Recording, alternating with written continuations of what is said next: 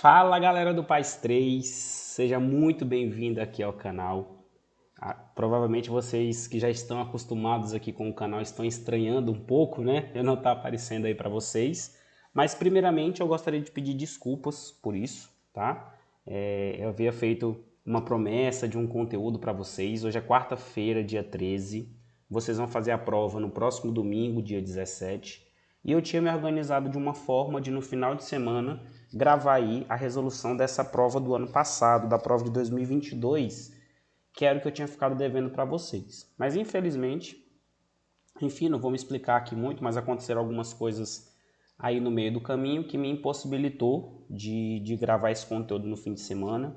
Apareceu uma viagem de última hora para eu fazer, e aí no local onde eu estou gravando nesse momento não tem muita estrutura de iluminação, então assim, não trouxe também câmera, né? Então se eu fosse gravar aqui com a câmera do computador, iria ficar muito ruim mesmo.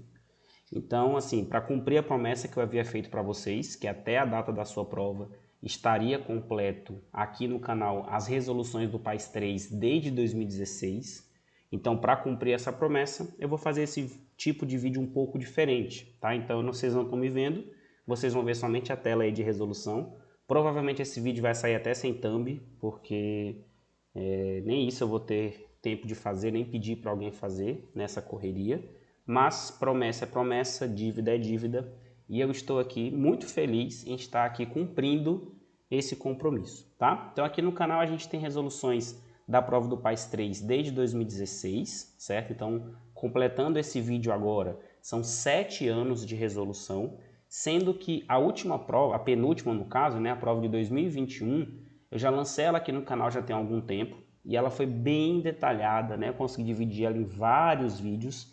Era uma coisa que eu estava tentando fazer com essa prova de 2022, vocês vão observar que eu dividi ela em 3 partes, né, que é relativa a 3 textos da prova que contém itens de química, mas infelizmente isso não vai ser possível, tá? Então a gente vai ter um vídeo só com a prova inteira, são 12 itens de química, 3 textos, cada texto tem 4 itens, sendo que dentro desses itens a gente tem um item do tipo B de bola, e a gente tem um item do tipo C de casa, tá? Os demais eles são itens do tipo A. Então, se você não está inscrito aqui no canal ainda, se inscreve aqui no canal. Se você gostar desse vídeo, eu sei que ele está um pouco mais precário do que os outros que existem aqui no canal, mas eu prometo para vocês que o conteúdo, que é o que mais importa, vai estar tão rico quanto os demais. Claro que a gente aqui não vai acabar esmiuçando os itens como eu consegui fazer nessa prova de 2021, que eu falei para você, né? Então, se você ainda não viu, procura aqui no canal que você vai encontrar a resolução da prova de 2021. Os itens estão bem mastigados, porque a gente conseguiu dividir em vários vídeos, tá? Aqui o negócio vai ser um pouco mais diretão, tá? Então não tem corte, não tem edição, vai ser na cara e na coragem, vai ser cru, tá bom? Então, te agradeço demais pela sua atenção, te agradeço demais se você ficar aqui nesse vídeo. E se você continuar nesse vídeo, se você gostar desse conteúdo, deixa aqui no comentário para eu saber se foi muito danoso, né? Ou se tá de boa, se foi tranquilo você conseguir sanar a sua dúvida, que no final das contas é o que mais importa, né? Não importa você me ver. O que mais importa é você conseguir sanar a dúvida que você veio procurar aqui no canal. E isso eu te garanto que você vai conseguir, mas deixa aqui nos comentários para eu poder saber se você realmente conseguiu. Vamos lá para a gente poder não gastar mais tempo, tá? Então, o primeiro vídeo, né, o primeiro texto dessa prova, que é aí a parte 1, é esse texto que fala sobre uma das obras da prova do PAS 3, que é a obra Trouxas Ensanguentadas, tá? E aí nesse texto a gente tem 4 itens que eu vou comentar com vocês agora. Esse texto ele fala dos materiais que compõem essa obra, né, que o autor usa para poder, o artista usa, na verdade, né, para poder fazer essa obra, e ele fala que usa carne, osso, sangue, comida, cabelo, unha, fezes, borracha, plástico, urina e etc. E aí ele fala que uma das borrachas utilizadas pelo artista, que é inclusive brasileiro, é luso brasileiro, né? Esse artista é a SBR, que é o Buta Styrene, né? Styrene Butadiene Rubber, que os monômeros que são utilizados para fazer essa borracha é o butadieno e o estireno, por isso que ela recebe esse nome de SBR. E aí os itens vão falar para a gente o seguinte, ó, item 66. Existem pelo menos 3 polímeros entre os materiais utilizados na obra Trouxas Ensanguentadas. Você tem que tomar um cuidado com esse item 66, porque você não tem que se ater somente aos polímeros sintéticos, somente aos polímeros artificiais. Se a gente for pensar assim, a gente só vai conseguir identificar aqui no texto o plástico, né, que é de forma geral, né, é um termo genérico para polímeros sintéticos, né? Existem vários tipos de plásticos, vários tipos de polímeros, e a gente também tem a borracha, que é um polímero natural, certo? Se você pegar lá a borracha que é encontrada no látex, ela é um polímero natural, mas ela também pode ser um polímero sintético, certo? Então, se a gente se ligar somente nesses polímeros, a gente tende a marcar errado nesse item 66, porque a gente olha e vê somente 2 polímeros sintéticos. Só que você não pode esquecer que, por exemplo, a carne ela é feita de proteínas. Proteínas são polímeros naturais, cujos monômeros são os aminoácidos. Se você pegar aqui o cabelo e a unha, né, também possuem queratina, que também é um tipo de proteína, que também é um polímero natural. Então aqui no item ele não fala que é somente polímero sintético, ele fala polímero de forma geral. Então o item está correto, porque de fato existem pelo menos 3 tipos de polímeros. 2 sintéticos, que são os plásticos e a borracha, e um natural, que são as proteínas que estão presentes na carne, no cabelo e na unha, beleza? Então o item 66 ele está correto. Item 67. Todas as substâncias participantes da reação de síntese do SBr, incluindo o próprio SBr, então os monômeros e o próprio polímero, são hidrocarbonetos. É isso mesmo, né? O item está correto. Se você observar aí na estrutura dos monômeros, buta 1,3-dieno e estireno, bem como na estrutura do polímero, a gente só tem átomos de carbono e de hidrogênio. Então, os 2 monômeros são hidrocarbonetos, que quando se ligam, vão dar origem a um polímero que também é um hidrocarboneto, certinho? Item 68. O estireno apresenta isomeria cis-trans. O que um composto tem que ter para apresentar isomeria cis-trans? Cuidado! Não é somente ele apresentar ligações duplas. Apresentar ligação dupla é uma das condições que o composto tem que ter para apresentar isomeria cis-trans. Mas pensa comigo, ó, se eu tiver aqui, por exemplo, o eteno, que é o alceno mais simples de todos, né? Também conhecido como gás etileno, C2H4. Não adianta ele ter ligação dupla se os 4 ligantes aqui são iguais. Então não vai fazer diferença de qual lado do plano em relação à dupla os hidrogênios estão, porque os ligantes são iguais. Então, para que um composto apresente isomeria cis-trans, além de possuir ligação dupla, tem uma segunda condição, que é qual?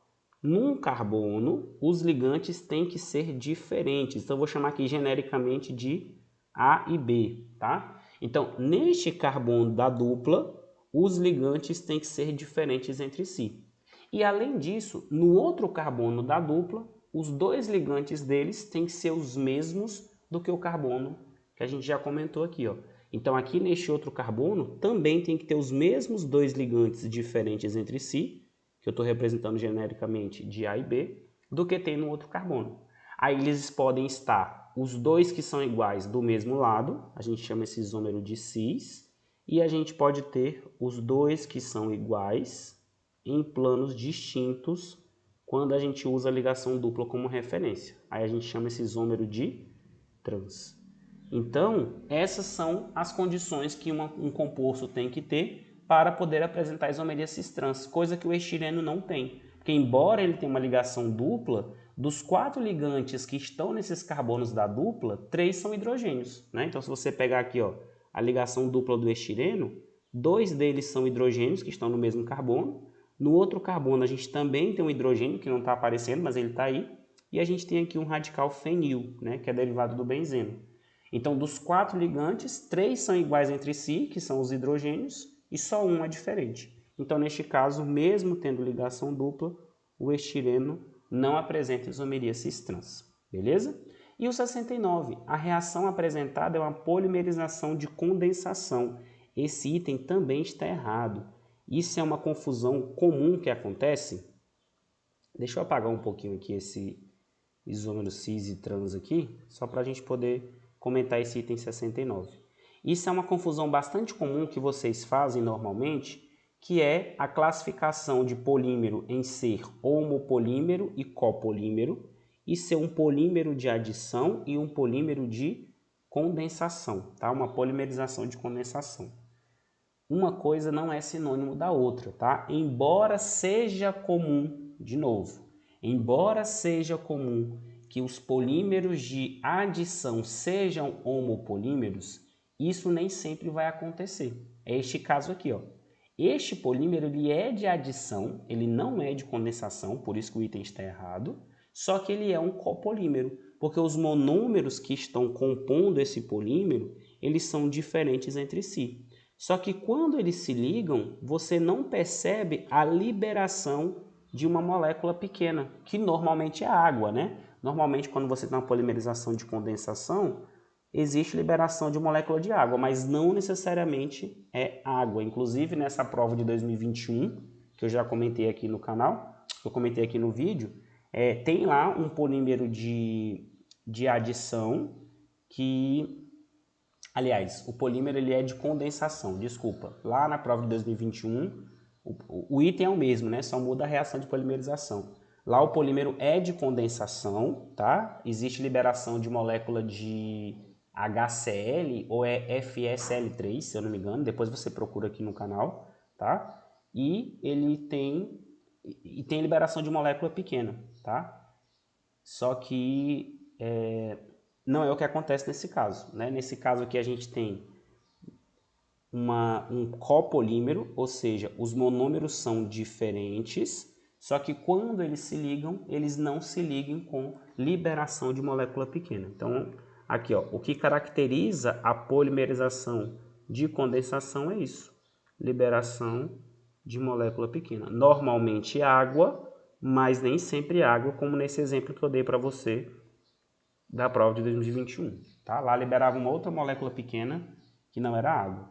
Coisa que não acontece aqui. Então aqui o que você tem é a quebra das ligações duplas, que é característica da reação de adição, quebra de ligação dupla, e essas ligações duplas, ao ser quebradas, né, elas se ligam formando o polímero, tá? Então, de fato, aqui a gente tem um copolímero, que é o quê? Quando os monômeros são diferentes, só que é um copolímero feito por uma reação de adição. Por isso que o item 69 está errado. Inclusive, essa reação de adição ela é muito comum nas borrachas, que é esse caso, que é a chamada adição 1,4. Adição... Ficou feio, né, essa adição? Adição 1,4. Por quê? Porque você tem uma ligação dupla no carbono 1, que é o que acontece aqui no botão 1,3 de eno, e você tem uma ligação dupla aqui no carbono 3. Aí essas duas ligações duplas são quebradas, super característica de reação de adição, não de condensação, e aí essas duplas, cada um elétron aqui, ó, formam uma nova dupla entre os carbonos 2 e 3, que é o que está acontecendo aqui, ó, a formação desta nova dupla. E aí a adição do monômero vai acontecer no carbono 1 e no carbono 4, que são os carbonos das pontas. Então, esta reação, esta polimerização de adição 1,4, ela é super característica de borrachas, tá? De elastômeros, que é como a gente chama. Certinho? Então, isso é o que eu tinha para falar para você aqui nessa parte 1, que é relativo ao primeiro texto aqui dessa prova. Se você ficar com alguma dúvida, deixa aqui nos comentários. Eu vou fazer o máximo para conseguir responder todas até a prova domingo, tá? Deixa aqui nos comentários qualquer dúvida que você tenha tido. Vamos lá então para a parte 2, que é o texto que vai falar sobre o ácido carmínico. Também vai falar ali de uma obra artística, em que ele fala que o sangue pode ser emulado por meio de pigmentos vermelhos, dentre os quais o carmim, né? Que produz grandes quantidades de ácido carmínico, e aí ele dá a fórmula estrutural do ácido carmínico. E na frente, na próxima parte do texto, ele fala que vai gerar um complexo, né, desse ácido carmínico com o alumínio, certo? Com o alúmen, e aí os íons alumínios vão formar um complexo com este ácido carmínico. É basicamente isso que o texto fala. Aí a gente tem o seguinte item, ó, item 70. O ácido carmínico possui um grupo funcional éter, mas o complexo ácido carmínico alumínio não. Então o que ele está querendo dizer é o seguinte, nessa molécula aqui de cima tem função éter, que é o ácido carmínico, e nesta daqui de baixo não. E aí a gente sabe, a gente consegue perceber que esse item 70 ele está errado. Porque se você observar aqui no ácido carmínico, de fato existe uma função éter. É o único éter que está presente aqui no ácido carmínico é esse, né? Nenhuma outra aqui dessas funções orgânicas são éter. E aqui no complexo ácido carmínico alumínio, você também tem a função éter bem aqui, ó, um éter cíclico, né? Essa cadeia aqui ela é fechada. Então, aqui você tem um éter e aqui você também tem um éter. Aquele de cima também é cíclico, né? Mas enfim, aqui são duas funções éter. Então, quando ele fala que no complexo ácido carmínico alumínio não tem éter, isso torna o item errado, tá bom? 71. Assinale a opção que associa correta e completamente os grupos hidroxila, OH, e carbonila, do ácido carmínico, às respectivas funções orgânicas das quais eles fazem parte. Vou até trocar a cor aqui, para a gente não confundir com o éter que a gente já tinha escrito. Então, onde que estão as hidroxilas no ácido carmínico? Existe uma hidroxila aqui, existe uma hidroxila aqui, né, ligada diretamente ao anel aromático, que é igual a essas hidroxilas aqui, ó, essa e essa, todas ligadas ao anel aromático. E existem essas hidroxilas aqui embaixo, que estão ligadas a carbonos sp3, ou seja, carbonos que só fazem ligações simples, beleza?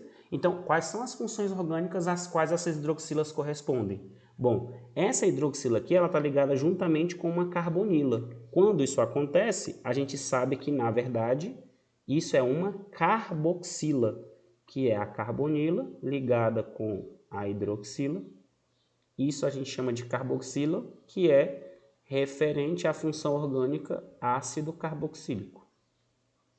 Então, a gente tem hidroxila envolvida nesta função ácido carboxílico. A gente tem hidroxila envolvida nesta função fenol, que é quando a gente tem hidroxila ligada diretamente ao carbono de anel aromático, que é o que acontece aqui. E a gente tem todas essas hidroxilas que estão ligadas a carbonos saturados, carbonos sp3. Quando isso acontece, a gente tem a função álcool, né? A gente tem aí um poliálcool, ou também chamado de poliol. São várias hidroxilas na mesma molécula, sempre em carbonos diferentes, né? Você nunca vai ter duas hidroxilas no mesmo carbono, tá? E aí, com isso, a gente só tem uma resposta possível, né? Que é a letra C. Mas vamos confirmar que é a letra C, vendo quais são as funções que estão presentes na carbonila. Aí a carbonila também vai estar envolvida na função ácido carboxílico, que é esta carbonila aqui, né? Que está junto com a hidroxila, então ela também está envolvida na função ácido carboxílico. E tem as carbonilas que estão sozinhas aqui, ó.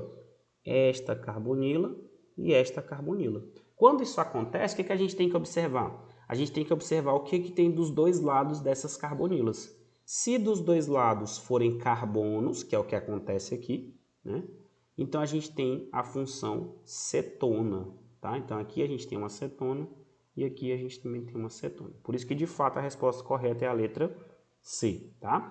Se você tiver uma carbonila, de um lado for carbono e do outro lado for hidrogênio, aí você tem a função aldeído, tá?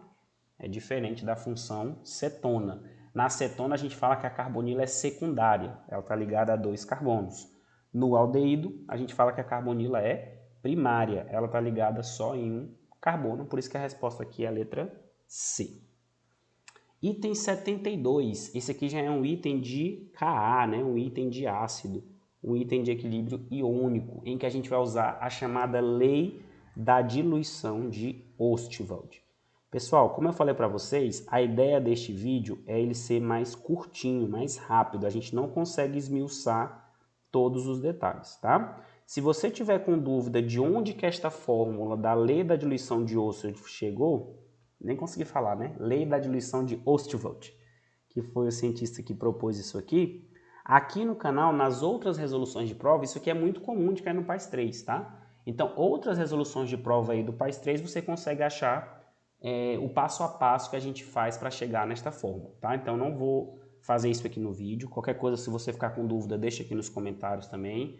Eu até te guio certinho lá para qual vídeo que é, que eu confesso que agora também eu não lembro. Mas é muito importante, tá? A lei da diluição de Ostwald, ela fala o seguinte, ó, que para um monoácido fraco, vale isso aqui, ó. O Ka do ácido, que é a sua constante de ionização, é igual à concentração molar do ácido, que é que eu estou chamando de molaridade, que é o M maiúsculo, vezes alfa ao quadrado, sendo alfa o seu grau de ionização, tá? Então, Ka, constante de ionização, constante de equilíbrio de ionização, certo? E o alfa é o grau de ionização. O alfa é uma porcentagem. Quantos por cento daquele ácido se ioniza? Se ele é um ácido fraco, então significa que esse alfa é pequeno. Poucas moléculas do ácido passam para a forma iônica, né? Ele gera pouco H+, ele ioniza, mas ioniza pouco, tá? Que é o caso aqui deste ácido. Ó. Como ele falou que o Ka deste ácido é de 4 vezes 10 a menos 4, 10 a menos 4, né? É um número menor do que 1. Ou seja, é uma constante pequena. De fato, este ácido é um ácido fraco. De fato, este ácido é um monoácido, é o que a questão está me dizendo aqui, ó. Quando ele fala que é HA, gera um H+, e A-. No caso, o H+ que ioniza é exatamente esse H aqui da carboxila, né? Então, de fato, ele é um monoácido. Então, ele é um monoácido e ele é fraco. Eu posso aplicar a lei da diluição de Ostwald. Então, quanto que vale o Ka deste ácido? Vou fazer aqui no cantinho, ó. O Ka dele vale 4 vezes 10 a menos 4. É um dado que a questão me deu. Isso vai ser igual à molaridade do ácido, ou seja, a concentração. Ele falou, para facilitar a nossa vida, né, que a solução tem concentração 1 mol por litro do ácido. Olha que maravilha. Então, o ácido está nessa concentração, 1 mol por litro. E aí, com isso, a gente consegue achar o alfa, o grau de ionização. Então, é muito comum na prova do PAS 3 ele fazer isso com você. Perceba que você tem 3 variáveis, o Ka, que é a constante de ionização, o M, que é a concentração do ácido, e o alfa, que é o grau de ionização, que é percentual. Então, é muito comum de ele te dar 2 dados desses e te pedir o terceiro. Nesse caso, ele deu Ka, deu M, e não está pedindo o alfa diretamente, mas a gente vai usar o alfa para responder a pergunta dele. Já aconteceu de ele realmente pedir o alfa, ele colocar um item do tipo A e falar assim, uma solução 1 mol por litro de ácido carmínico, cujo Ka é 4 vezes 10 a menos 4, está X% ionizada. Ou seja, ele quer saber quanto que é o alfa. Ele te dá o Ka, te dá o M e te pede o alfa, né? Ele já pediu também para você calcular o Ka de um ácido, te dando a concentração molar e o grau de ionização, certo? Então, neste caso aqui, o que ele fez foi dar o M, dar o Ka e pedir o alfa. É o que a gente vai fazer aqui agora, ó. Então, nesse caso, o alfa ao quadrado é o próprio 4 vezes 10 a menos 4, né? Porque está multiplicado por 1. Ele facilitou a nossa vida nesse sentido, né? E aí, então, o alfa vai ser raiz disso. A raiz disso vai ser 2 vezes 10 a menos 2. Ou seja, é 2 sobre 100. 2 vezes 10 a menos 2 é 2 sobre 100. É igual a 2%. Então, significa que de cada 100 moléculas de ácido carmínico, só 2 é que vão gerar H+. Ele é muito fraco, né? Um ácido forte, a ideia é que 100% dele ionizasse. Nesse caso, não, né? Então, ele poderia, por exemplo, isso aqui ser um item do tipo A, e ele falar, uma solução de ácido carmínico 1 mol por litro, cujo Ka é 4 vezes 10 a menos 4, está 2% ionizada. Aí o item estaria certo. Eu calculei o alfa a partir da lei da diluição de Ostwald, tá? Só que nesse caso ele quer o pH da solução. Então, para eu calcular o pH, eu tenho que fazer aquela regrinha, né? pH é menos o log da concentração de H3O+, ou concentração de H+, né? Nessa resolução da prova de 2021 que eu te falei, também tem uma questão lá que a gente fala sobre o pH, tá? Tem um item lá, acho que foi até o primeiro vídeo dessa prova de 2021, tá? Então, se você tiver com dúvida, dá uma olhadinha lá. Então, beleza, ó. eu já sei que o ácido ele está numa concentração de 1 mol por litro, né? Porque ele falou para mim, ó, que a concentração do ácido é 1 mol por litro. Só que como ele é um ácido fraco, ele não vai gerar tudo isso de H+ na solução, depois que ele ionizar. Porque só 2% dele é que ioniza. Então, desse 1 mol por litro, só 2 vezes 10 a menos 2 é que vai ser a concentração de H+ no equilíbrio. Como ele é um monoácido, de cada 100 moléculas, só 2 ionizam. Percebe? Que é 2%. Então, desse 1 mol por litro, o quanto de H+ que vai ter no equilíbrio? 0,02. Ou, como a gente já tinha feito aqui, ó, 2 vezes 10 a menos 2. Então, ó, o pH desta solução vai ser menos log de 2 vezes 10 a menos 2. Aí foi por isso que ele deu para a gente o valor do log de 2. Considere que log de 2 é 0,3. Porque aqui agora a gente tem um log do produto que a gente vai transformar num log da soma. Então vai ser menos o log de 2 mais o log de 10 a menos 2. Só que tem esse menos aqui, né? Então vai ser menos o log de 10 a menos 2. Aí o log de 2 ele falou que é 0,3, só que tem esse menos, então é menos 0,3. E o log na base 10 de 10 a menos 2 é o próprio menos 2. A gente fala que o expoente tomba, né? Então esse expoente aqui vai tombar. Só que quando ele tombar, ele vai encontrar esse sinal negativo. Então ele vai virar mais 2. Ou seja, o pH vai dar positivo e 1,7. Significa que o pH é igual ou superior a 0 e inferior a 2, né? Porque deu 1,7. Então a resposta correta é a letra A. Beleza? Deixa aqui nos comentários para eu poder saber se você entendeu como que a gente chegou a partir do alfa na concentração de H+ na solução. É importante você ir para a sua prova com esse conhecimento. Faltam alguns dias aí, você consegue revisar, tá bom? Vamos lá. Item 73. Considere que, para compor uma obra artística, um artista plástico necessite preparar 5 litros de uma suspensão aquosa de carmim com concentração de 2 mol por litro. Então, se ele vai preparar 5 litros de uma solução 2 mol por litro, então significa que ele vai usar 10 mol deste ácido carmínico, certo? Se a solução é 2 mol por litro, em cada litro eu tenho 2 mol do ácido. Como ele vai preparar 5 litros, então eu tenho 10 mols. Considere ainda que a massa molar do complexo seja igual a 1.083 gramas por mol. Calcule a massa em quilos de pigmento que ele terá de utilizar para preparar a suspensão desejada.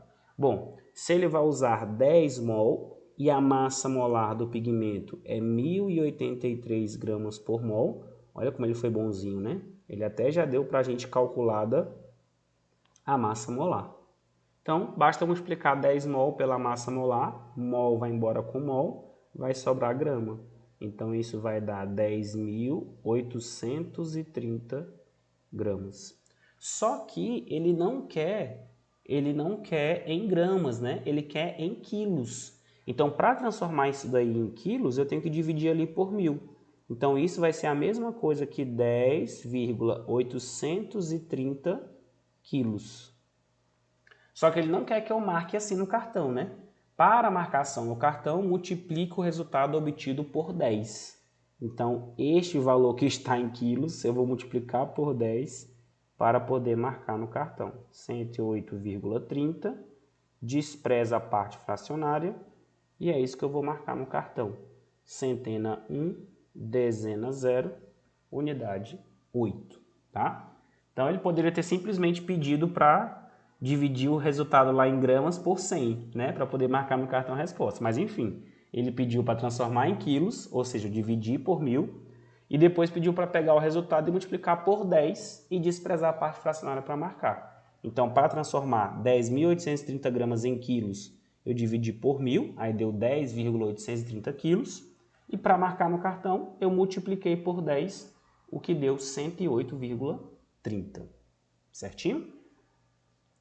E aí, para a gente poder encerrar esse vídeo e esta prova, a gente tem a parte 3, que é o terceiro texto que não poderia faltar em uma prova de PAS 3. eletroquímica, né? Esse é um conteúdo que sempre está presente na prova do PAS 3, não poderia ser diferente. E assim como ele fez no ano passado, né, no ano anterior, no ano de 2021, ele trouxe a obra do professor Ricardo Zorzeto. Tá? Nessa prova de 2021, também ele usou o texto do professor Zorzeto para falar das baterias. No caso lá ele falou de bateria de chumbo ácido. Foi o que a gente fez na prova de 2021. Aqui em 2022 ele falou da bateria de lítio, certinho? Óxido de lítio cobalto, né? Que é essa bateria aí. Aí ele deu as reações, ele falou que uma semi-reação é a seguinte, que é a 1. A outra semi-reação é a 2, que é esta daqui. E deu para a gente a reação global. Falou que quando ela ocorre da esquerda para a direita, ou seja, no sentido direto, a bateria está descarregando, ou seja, a bateria está funcionando como pilha, tá? Lembra que a bateria, tanto a do seu celular como a do carro, ela funciona tanto como pilha, que é quando ela está descarregando, ou seja, quando ela está produzindo energia elétrica a partir da energia que está armazenada nela, certo?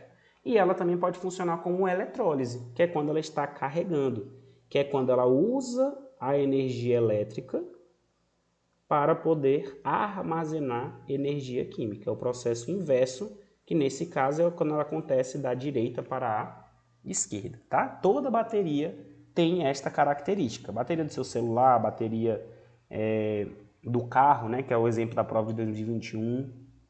Então as baterias elas têm essa característica de serem reversíveis, né? Elas podem ser usadas como pilha, que é quando ela está descarregando. É o seu celular quando você sai de manhã de casa com a bateria 100%. O que vai acontecer com ela no decorrer do dia é descarregar. Ou seja, aquela bateria vai produzindo energia elétrica para que seu celular funcione. No final do dia, quando sua bateria está próximo de zero, ela quase já não tem mais energia elétrica para gerar. Então você precisa colocar ela na tomada, se utilizar da energia elétrica que vem da tomada para poder armazenar energia química para poder ser usada de novo no dia seguinte. Tá? Então, ela funciona como pilha quando está descarregando e funciona como eletrólise quando ela está carregando. Aí ele fala o seguinte, item 89. Nas reações em apreço, o LiC6 é o agente oxidante e o COO2 o agente redutor. O que a gente tem que fazer para identificar quem é o oxidante e quem é o redutor? Calcular o NOx, certo? Então eu vou calcular o NOx dos elementos que estão aqui. Nesse caso, eu vou calcular o NOx só do cobalto e o do lítio, porque o do oxigênio não se altera, vai ser -2, né? Nos dois casos, aqui dos dois lados, o oxigênio está ligado com elementos menos eletronegativos do que ele. Então o NOx dele vai ser -2, né? E no caso da reação 2, o carbono também não tem o seu NOx alterado, né? Aqui ele está com o NOx 0, aqui também ele vai estar com o NOx 0. No caso da reação 2, quem tem o NOx variando é o lítio, porque o lítio aqui está com o NOx 0 e aqui ele passa para o NOx mais 1, que tem a carga mais 1, né?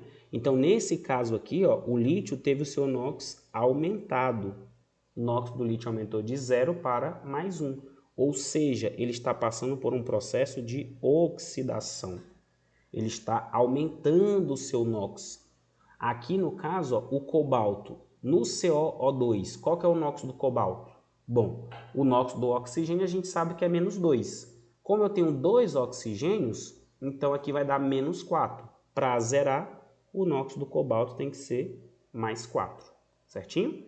E aqui agora, ó, a gente tem o lítio com o NOx mais 1, porque ele é um metal alcalino, é da família 1, e o oxigênio com os mesmos -4, né? Já que o NOx dele é -2, como tem 2 vai dar -4, aí com esse mais 1 do lítio fica -3, então para zerar, o NOx do cobalto tem que ser mais 3, ou seja, daqui para cá o cobalto diminuiu o seu NOx, significa que ele passou por um processo de redução, beleza? Então, por que eu sei que o cobalto reduziu? Porque ele diminuiu o NOx, ele passou de NOx mais 4 para NOx mais 3.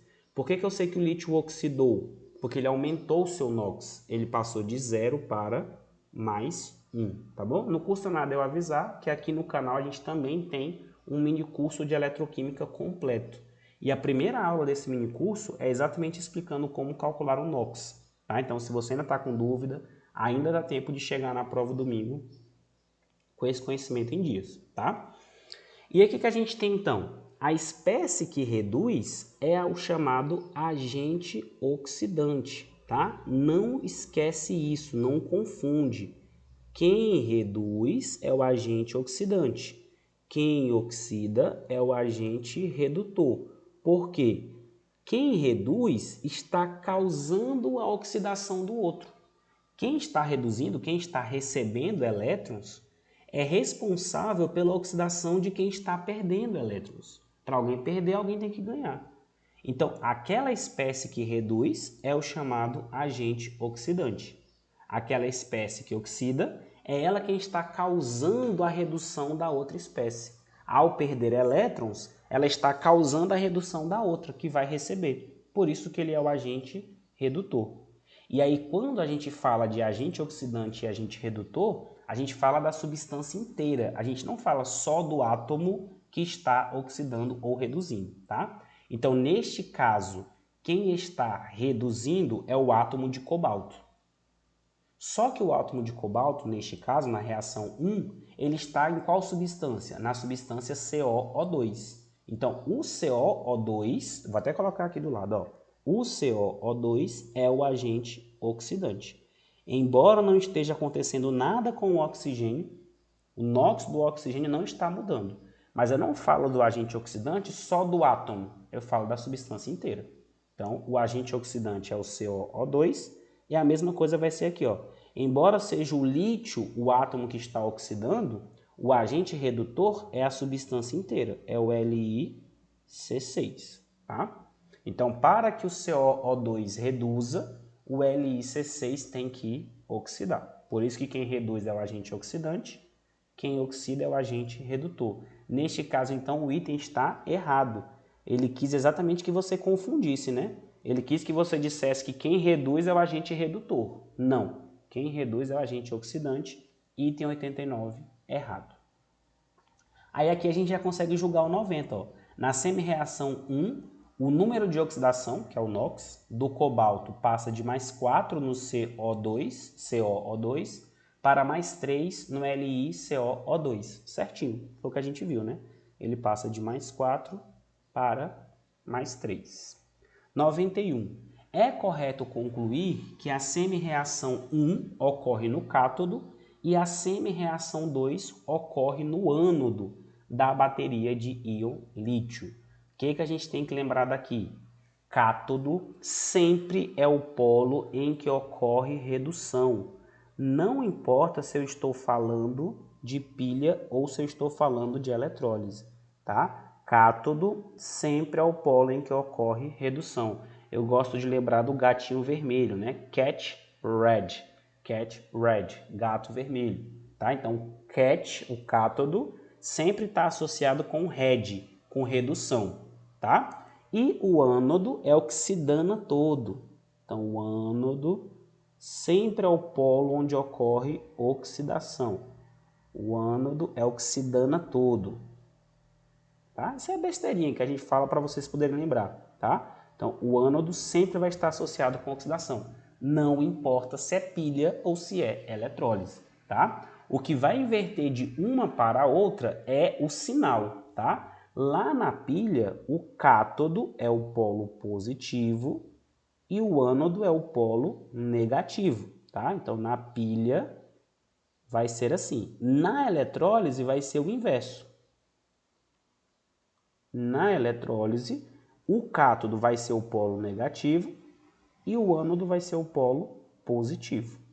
Mas não importa, o cátodo sempre vai ser onde ocorre redução, o ânodo sempre vai ser onde ocorre oxidação. Tá? O que inverte da pilha para a eletrólise não é o processo, é o polo, é o sinal do polo em que cada um representa.